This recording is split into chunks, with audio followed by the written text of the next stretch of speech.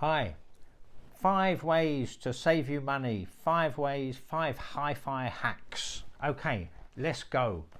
First thing is, if you don't want to spend a load of money on hi-fi and you want to get good bang for your bucks, that's what this review episode is about.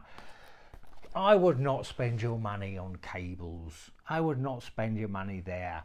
You are not going to get a big plus out of spending £200 unless your hi-fi costs £4,000 or £3,000. Now, interconnects, between your amp and whatever, these ones, £5. £5. I mean, I still use these, if they're lying around, I'll just plug them in. It's not too bad. I mean, don't be thinking, oh, these cables are terrible, those cheap cables don't deliver at all. It's really not like that. The world of cables is a true thing. I mean, I've got some nice cables and I value them and they are good. I've got some Furukawa speaker cables. They are good, yeah? So I believe in cables, but it isn't the bang for your bucks. And there's a mains lead speaker. You can use that as a speaker cable. There is no magical speaker cable that is special for speakers and can only be used for speakers. You can get the Hoover lead, chop it off, splice it, just get the wires out. You can use that. You can definitely use that. I mean, I've used stuff like that for years. I've even used the solid core mains cable that you use to wire up houses, the main circuit, the solid one that's bendy copper. So there is no magical speaker cable. You can use any wire, bell wire, anything. Use that. You're not going to get a big plus out of expensive cables.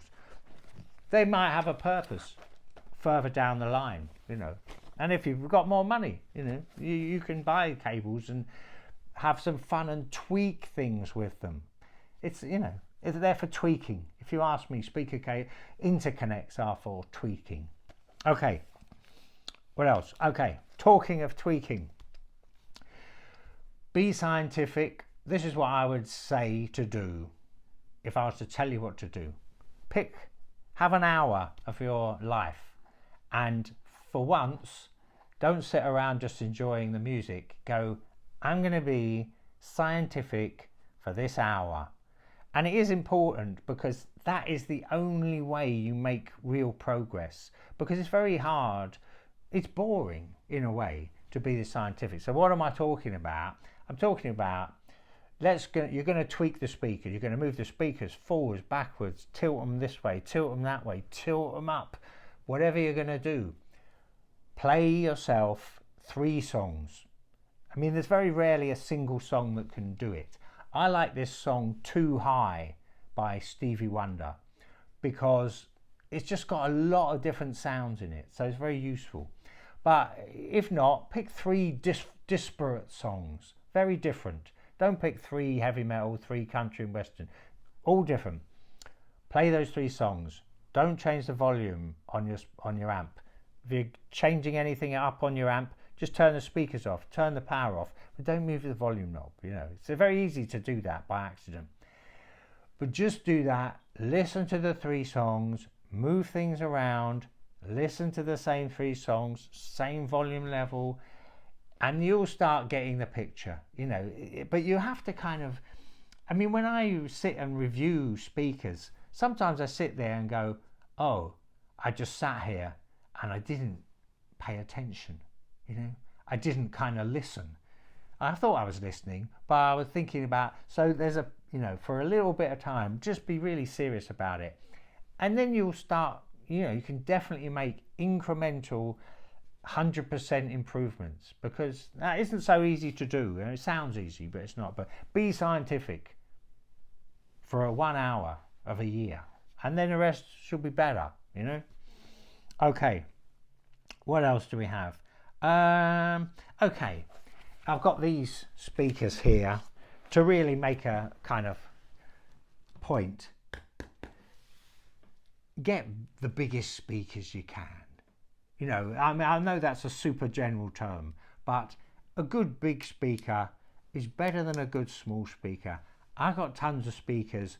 The ones that really give you a kick, I mean, you know, a thrill, that's really great, they're almost always the big ones.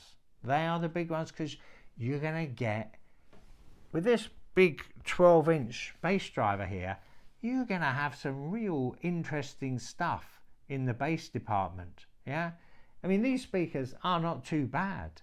They're very old. Bovox 3800. It's three-way. These cost me £100 or 120, something like that. The tweeter is a little bit underwhelming. There's nothing offensive about them, and it's big. You literally get a bit of the bass landscape, because speakers, you know, sound is moving air. I'm sure you know that, but you know, it's worth saying. It's moving air, and the more cone space you have, the more air you're moving. So generally, a good big speaker is better than a good small speaker. I mean, you know, I'm talking you're in the second-hand world, really, because big speakers nowadays cost tons of money. You know, it does cost tons of money, but there's loads of bargains to be had if you're going to put in the work and maybe take a risk. £100 or £200, you can get some scale. You can get some scale that, you know, I'm just not a fan of the modern small speaker that costs £300. I just find they just don't deliver. I'd rather not. I'd rather buy a £20 pair, or wait and get, you know, something really good. But the small speaker, it never really, you know, it doesn't light my fire. It doesn't. They don't do anything in abundance, bass, mid, or treble. Particularly a lot of modern speakers have these silk dome tweeters, which aren't bad. I don't know. There's never enough life or dynamism in a lot of these modern speakers. So anyway, I'm digressing. If you don't know anything about speakers, try to get something big. You know, get a second-hand big speaker that's not incredibly old. Don't go into the 60s. A lot of the speakers in the 60s, they just weren't refined enough, you know. But, you know, there's loads of speakers 20 years old that you'll get nice big towers for £100 odd, you know. So, but think big. I mean, people want small speakers because, you know, they look better in the living room. Okay, here's another thing. If you are wishing to find out or experiment to get streaming through your hi-fi, you can just plug your phone into your amplifier. I mean, I tell you this if you don't know. Not everyone knows this. But, you know, if you have a headphone socket, which I know a lot of phones now don't have, but you have a headphone socket, you can just plug that straight into your amp. Just plug it into aux, or, you know, whatever you got, aux or CD, and your phone will go straight in, and you can hear, you see, your phone will have a DAC. Literally, it has its own DAC, and it isn't that good, right? Your phone is never going to be good as a dedicated streamer, but it isn't like a world apart, unless you've got really nice gear, you know. But it's not like you have no idea, it's no comparison. It's not like that. Also, if your phone, like a modern phone, you'll have to get, you know, you could go from this, and that is like a headphone adapter, and that goes in there, and that goes in your amp. Watch out for these. The cheap ones will not work. You need to get the proper one. You need to get the right one of these. So yeah, you can't just pick up something that looks like that. Some of them do not work, or they might give you mono. But there you go. You can at least get to hear what Spotify, I say Spotify because that's the sort of more common one. I use Tidal, but you'll get to hear what it sounds like coming through your hi-fi. It'll give you an idea, you know, but it will get a little bit better for sure if you have a dedicated streamer, you know, but you can do that for zero money. Don't believe that they make out that the progress is always being made. It's always been the case, you know.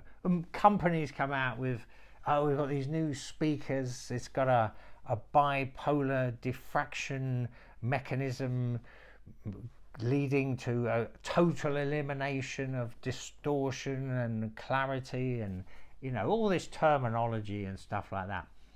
So if you're thinking, oh, the new thing is miles better, the new thing is improved, a lot of the time that isn't true. A lot of the time that isn't true. I mean, I would say in speakers and amplifiers, it's not very true.